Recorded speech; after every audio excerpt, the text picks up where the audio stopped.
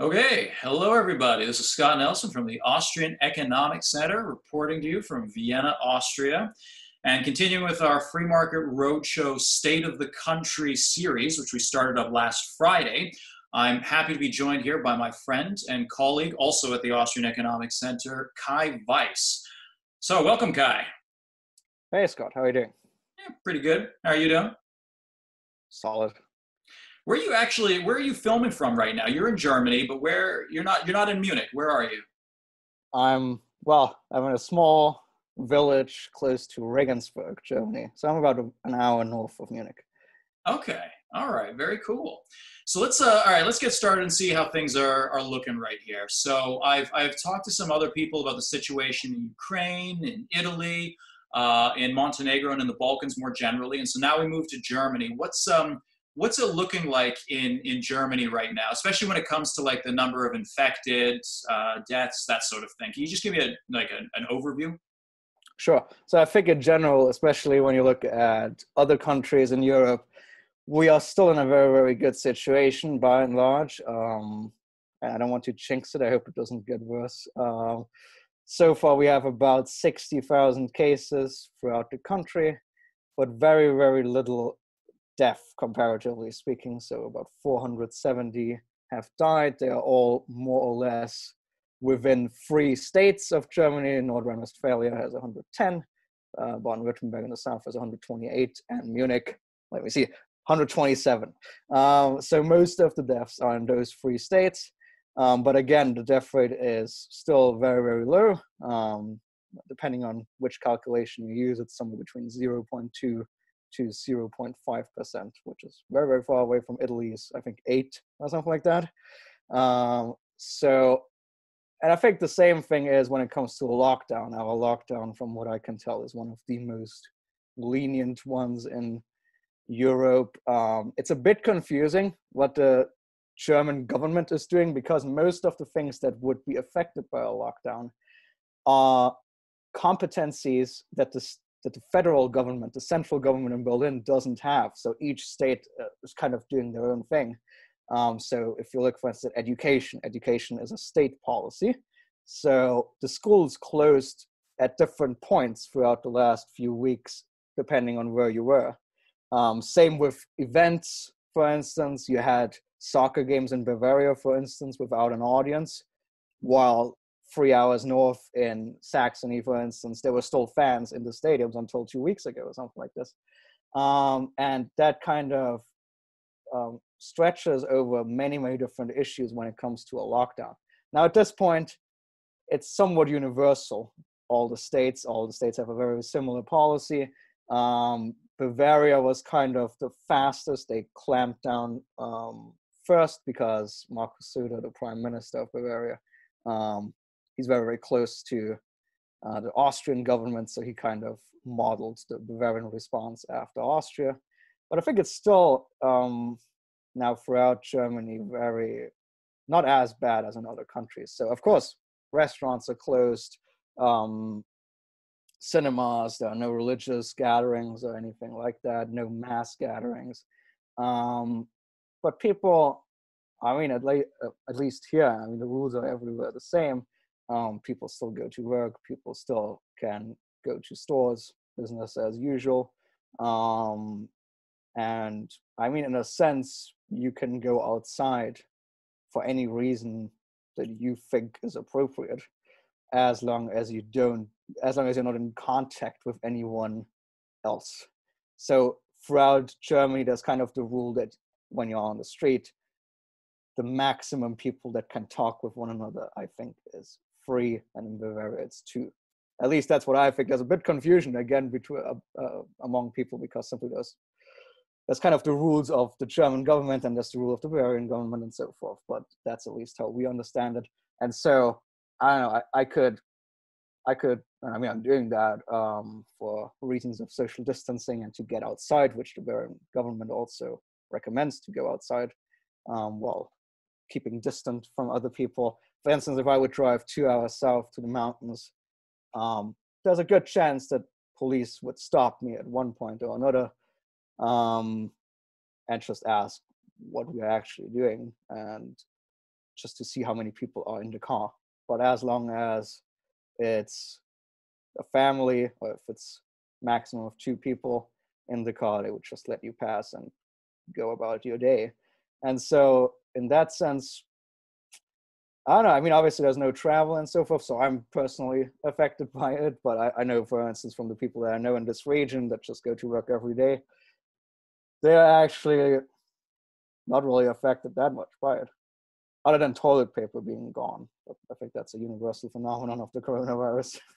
Right. All right. So you're dealing with that as well. So that sounds like it's roughly similar to what's going on here in Austria then, right? I mean, if you go outside, you can of course walk around, you can go for a run and that sort of thing, maintain your certain 1 to 2 meters distance from other people. You can go to the supermarket if you need to. Actually, you know what? I just found out just a couple hours ago, as of Wednesday this week, you're going to be required to wear a mask here in supermarkets. Are they doing that as well in Germany? No. And it's, I mean, no mask. I remember I was in the US in February and there were already a lot of people wearing masks. I don't think I've seen more than 5 people in the last 3 weeks here with a mask on. So, I mean, me saying that we are really lenient about it might come to backfire, might come to haunt us, that approach. But I think, like at the moment, I think it's really, really interesting that many politicians are actually actually talking about lifting the restrictions again soon, simply because it doesn't really look overly dramatic. I mean, obviously the close to 500 deaths are really, really horrible, but other than that, people are not that much affected by it. I mean, other than just not being allowed to have any fun, of course. Fair enough. Yeah, you mentioned earlier actually when you were just doing the rundown of the situation there, that there was a major discrepancy between the number of people infected and the number of deaths, and then you compare that to Italy, obviously, where you've got it looks like approximately 10% of those cases are more or less fatal. Now, as Pietro Paganini pointed out in the video I did with him last week, a lot of those people had pre-existing conditions and that sort of thing, which were just exacerbated or made fatal on account of COVID-19, and so perhaps the statistics are a little bit skewed. But how do you how do you account for is Germany just handling this a lot more effectively than a lot of other countries? Is there something we should be learning from the German approach to it? Why are there so few deaths there, thankfully? So I think that's kind of a mystery, and I constantly see on social media and on the internet people discussing this. And I mean, 2 weeks ago or so, there was still the assumption that most cases of coronavirus were new, which meant that it was kind of expected that the death rate would rise. And I think it rose a little, from 0.2 to 0. Depending again on how you measure it, to 0.4, 0.5. But it's still around that. And I think one of the main reasons, as far as I can tell, is that mass testing has occurred pretty much from the start. There's again a bit of confusion of how much Germany is testing people, because it's from what I hear, it's a bit decentralized. It's not like in other countries where you have one government agency kind of distributing all the tests. In Germany, it's very decentralized. Everyone is, again, doing kind of their own thing. But there are estimations that there are about 300,000 to 500,000 tests a week, which is a lot. And I mean, obviously, in that way, death rates are obviously, the rate itself is low because so many people are tested. Right. And so that might be a reason. I think also our healthcare sector is quite well equipped. If you look, for instance, at hospital beds, Germany has been one of the strongest in Europe. I think the only other one that has more beds per 100,000 people is Bulgaria. So we have a lot of equipment, and we've been preparing quite well over the last few weeks. And in that sense, I think, again, there's some reason to think that this might change. So if you look, for instance, at absolute numbers when it comes to deaths, we are kind of catching up to other countries, if you want. So there are some people that say, oh, Germany is just 5 days behind the UK, for instance, or something like this. Right. But by and large, we've always been lower, even in absolute numbers, than the rest. And even in absolute numbers, I think that's a not terribly fair comparison, considering Germany has 80 million people, and for instance, UK has much less. I'm not sure how much that can be compared, but in a sense, I feel like the next few days will be decisive. Maybe the death rates will further go up, or we will actually be able to say that Germany just has an incredibly low death rate for multiple reasons, none of which we can be sure whether they actually are the reason. And we can just be thankful for the moment. Fair enough. All right. So when we move from the health issue actually to discuss the economy, what does it look like in Germany right now? I mean, have we seen already a lot of layoffs, rising unemployment, all that kind of stuff?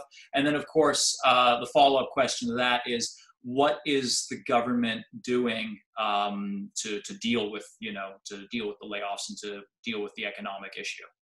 Yeah. So obviously, Germany has also been in a fortunate situation so far in that regard as well. We've obviously had a successful economy over the last 10 years. The DAX, which is the stock market, crashed pretty heavily about 2 weeks ago, like everywhere else. It hasn't rebounded in the same way as in the US, for instance, but it has kind of stagnated now. So just, I don't know, for someone who's listening to this, if this is at any use, but I think it was about 12,000 points at March 5th. It then crashed down to 8, and now it's back to around 10. So it's kind of okay in that regard. Now, with this being said, especially small businesses are hurt extremely. They are kind of in a dire situation. There are some industries that are doing very well. I think, for instance, construction is very successful now. But normal small businesses are in a bit of a problematic position at the moment. I don't think there have been major repercussions yet, but it's just a matter of time for as long as this lockdown stands, that more and more businesses would go broke. Now, the German government has done some good things and some really bad things. The good thing is that we basically have reinstated a scheme that we used in the financial crisis in the last decade, which is called short-time work. It has, among economists, been considered very successful. It's basically that the government isn't handing out more money to people, like in the US, where they try to just give everyone $1,200. Here, it's more that if a company has less to do, they can register under certain criteria at the government, and then the government continues to pay the worker until production rises again.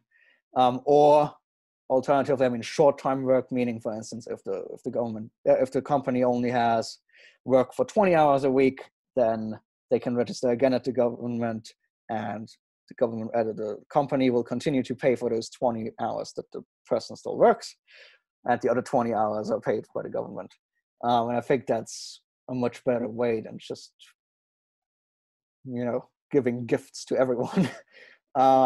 Also, there has been deferred tax payment, so you don't have to declare taxes yet. Now, the bad part, I think, is that has also been quite a massive stimulus announced. The government announced that last week. So Germany has had over the last few years something called the Schwarze Null, the black zero, meaning we've had a balanced budget, which I think has been proven quite fiscally healthy. Now, there were still discussions 1 or 2 months ago that this will not change, because every finance minister of Germany really, really wants to hold on to the balanced budget because that's a personal success for them. They look good then.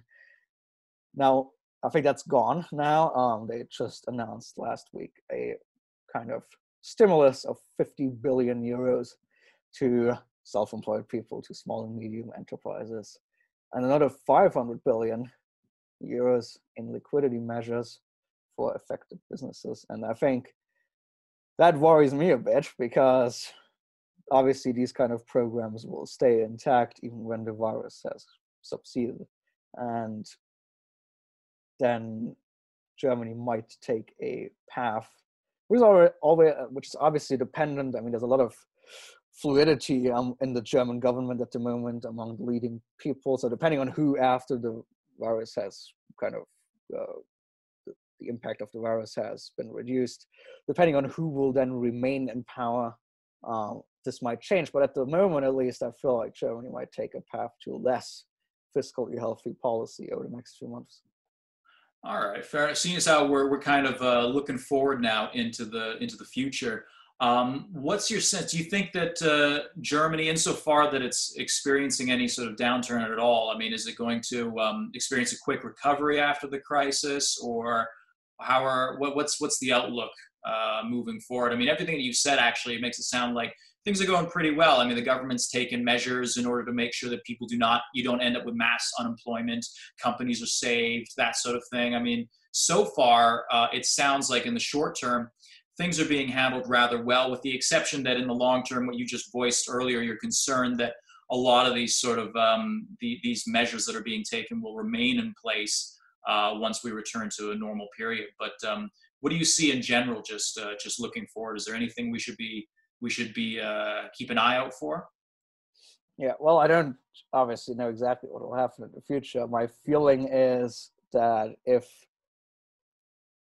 most small businesses will stay alive, and if obviously major businesses are also still doing somewhat well, I think we could see a rebound real fast.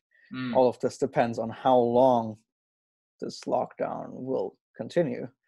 And it also depends on the rest of Europe. Obviously, inside of Europe, everyone is dependent on each other. And there are certain news suggestions on the EU level, something like Euro bonds again, or an even looser monetary policy by the ECB,